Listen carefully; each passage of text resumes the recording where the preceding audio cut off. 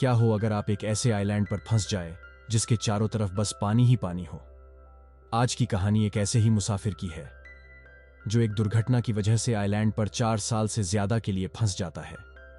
उसके हौसलों के सामने उस महासागर का पानी भी कम पड़ जाता है। मूवी की शुरुआत में हम कहानी के हीरो चक को दिखाया जाता है जो एक कुरियर कंपनी में काम करता है। उसका काम प्रोडक्ट डिलीवरी में आ रही दिक्कतों को दूर करने का होता है, इसलिए अक्सर उसे दूसरे देशों में जाना पड़ता है। चक रूस में एक डिलीवरी प्रॉब्लम को दूर करके अपने घर प्लेन से जा रहा होता है। प्लेन में उसे अपना दोस्त पॉल मिलता है जिसकी बीवी बहुत बीमार होती है। वो उसे एक अच्छे डॉक्टर का नंबर देता है और उससे इलाज करवाने के लिए कहता है, जिससे हमें पता लगता है चक दिल से एक बहुत अच्छा इंसान है जो दूसरों की बहुत परवाह करता है। वो अपने दोस्त पॉल को पैसे से भी मदद करने के लिए कहता है।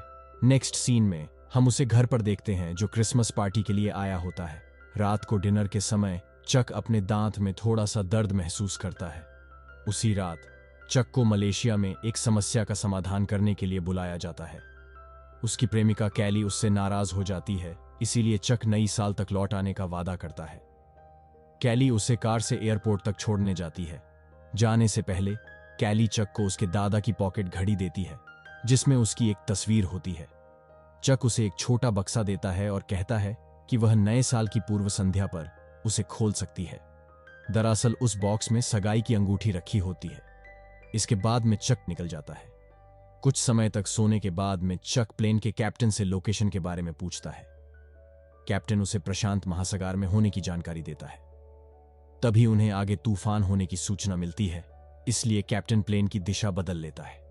लेकिन तूफान बहुत स्पीड से आ रहा होता है और उनका प्लेन उस तूफान में फंस जाता है।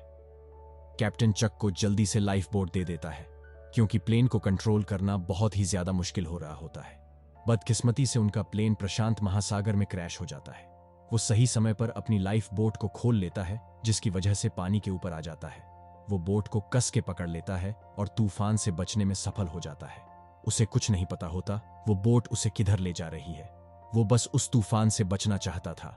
चक बेहोशी की हालत में बोट से बहकर एक आइलैंड पर पहुंच जाता है। पानी के बहाव से कुछ कुरियर प्रोडक्ट उस आइलैंड पर आ गए होते हैं। वो उन सभी को इकट्ठा कर लेता है। उस आइलैंड पर चक मदद के लिए जोर जोर से चिल्लाता है, लेकिन उसे खामोशी के अलावा कुछ नहीं मिलता है। चक नारियलों को इकट्ठा करता है और उन्हें चट्टान से फोड़ने की कोशिश करता है ताकि वो अपनी भूख को खत्म कर सके। उसे एक नुकीला पत्थर मिलता है जिससे वो नारियल को काट लेता है। वो उस नारियल के पानी को ऐसे पीता है जैसे मानो सदियों से उसने पानी नहीं पिया हो। नंगे पैरों से चलने की वजह से उसके पैर जख्मी हो गए होते हैं, इसीलिए वो अपने पेंट को फाड़कर पैरों से बांध लेता है। वो ऊंची चोटी पर जाता है जहां उसे किनारे पर कैप्टन की लाश मिलती है। वो भागते हुआ किनारे पर जाता है और कैप्टन के जूते और टॉर्च को ले लेता है। चक कैप्टन को दुखी मन से दफना देता है। सुबह जागकर चक पत्तियों की ओस की बूंदों को एक नारियल में पीने के लिए इकट्ठा करता है और दोपहर को खाने के लिए मछली पकड़ता है।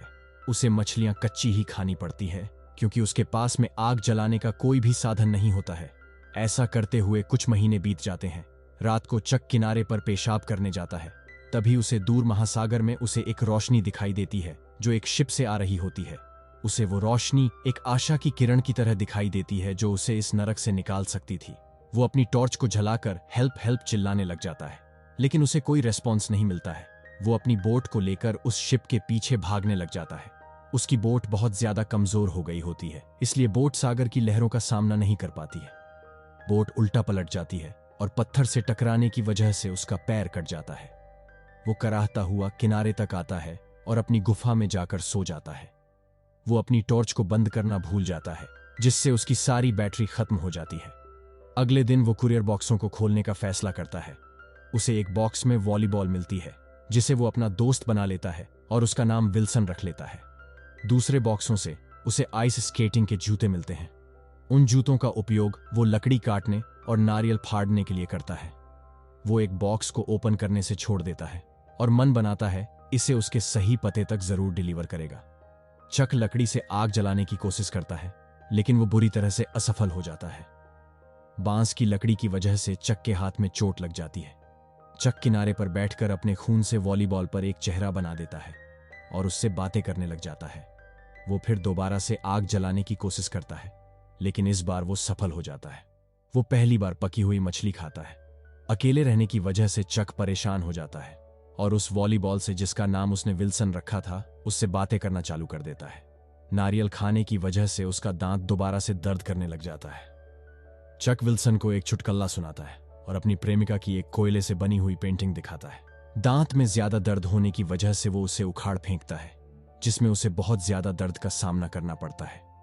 इस आइलैंड पर रहते हुए 4 साल हो जाते हैं। उसका शरीर पूरी तरह से बदल हो गया होता है। उसके बाल और दाढ़ी बहुत ज्यादा लंबी हो गई होती है। देख, चक को किनारे पर एक प्लास्टिक का टुकड़ा दिखता है, जिसे वो रख लेता है।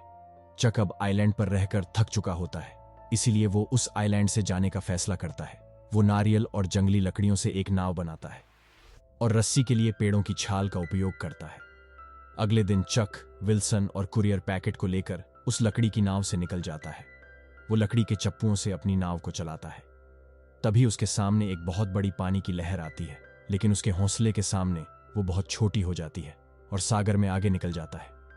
आगे बढ़ने पर चक को सागर में तूफान मिलता है, जिसमें प्लास्टिक का टुकड़ा बह जाता है और उसकी नाव भी कमजोर हो जाती है।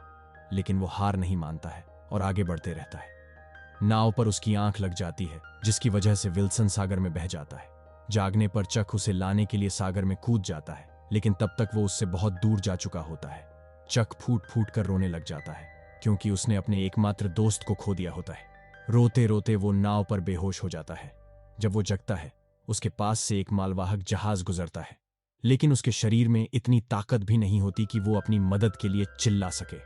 भाग्यवश जहाज के अधिकारी उसे देख लेते हैं और उसे बचा लिया जाता है। चक ने उस आइलैंड पर 4 साल गुजार दिए थे। इसके बाद में चक को प्लेन में दिखाया जाता है, जिससे वो अपने घर लौट रहा होता है। प्लेन में उसका दोस्त पॉल भी होता है, जिसकी बीवी की बीमारी से मौत हो चुकी होती है। वो उस दुखद समय में पॉल के साथ ना होने के लिए माफी मांगता है। पॉल चक को बताता है, हमने तुम्हें मृत घोषित कर दिया था और तुम्हारी प्रेमिका कैली ने दूसरी शादी कर ली है। पॉल बताता है, हमने तुम्हारे कॉफिन को भी दफना दिया था। चक हंसते हुए पूछता है, तुमने उस कॉफिन में क्या रखा था, क्योंकि मैं तो जिंदा उस आइलैंड पर फंसा हुआ था। पॉल बताता है, हमने तुम्हारी कुछ पर्सनल चीजें ली और उन्हें कॉफिन में डालकर तुम्हारा फ्यूनरल कर दिया। एयरपोर्ट पर कैली का पति चक से मिलने आता है और कैली से ना मिलने के लिए कहता है। रात को उसे नींद नहीं आ रही होती है, क्योंकि वो कैली के बारे में सोच रहा होता है।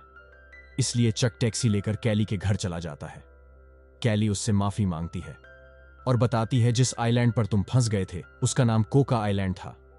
कैली उसे उसकी कार भी लौटा देती है, जिसे उसने याद के तौर पर रखा हुआ था। चक कैली को एक दुख भरा अलविदा कहकर निकल जाता है। घर आकर चक पॉल को बताता है, मैं उस आइलैंड पर फांसी लगाकर मरना चाहता था, लेकिन मैं एक मजबूत रस्सी नहीं बनाया पाया।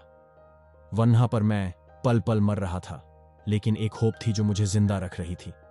ये सब कहते हुए वो उदास हो जाता है। मूवी के एंडिंग सीन में हम चक को उस कुरियर प्रोडक्ट को डिलीवर करते देखते हैं, जिसे उसने आइलैंड पर खोला नहीं था। घर पर किसी को न पाकर वह दरवाजे पर एक नोट छोड़ जाता है, जिसमें लिखा होता है कि पैकेज ने उसकी जान बचाई है। दरअसल उसने आइलैंड पर निश्चय किया था वो इस कुरियर प्रोडक्ट को जरूर डिलीवर करेगा। उसी होप ने उसे आइलैंड पर जिंदा रखा था। हम चक को लास्ट में मुस्कुराते हुए देखते हैं। अगर आपको यह कहानी अच्छी लगी है तो आप हमारे चैनल को सब्सक्राइब कर सकते हैं। आपका एक सब्सक्राइब हमारे लिए मोटिवेशन का काम करेगा। तब तक के लिए अलविदा, मिलते हैं नई वीडियो के साथ में।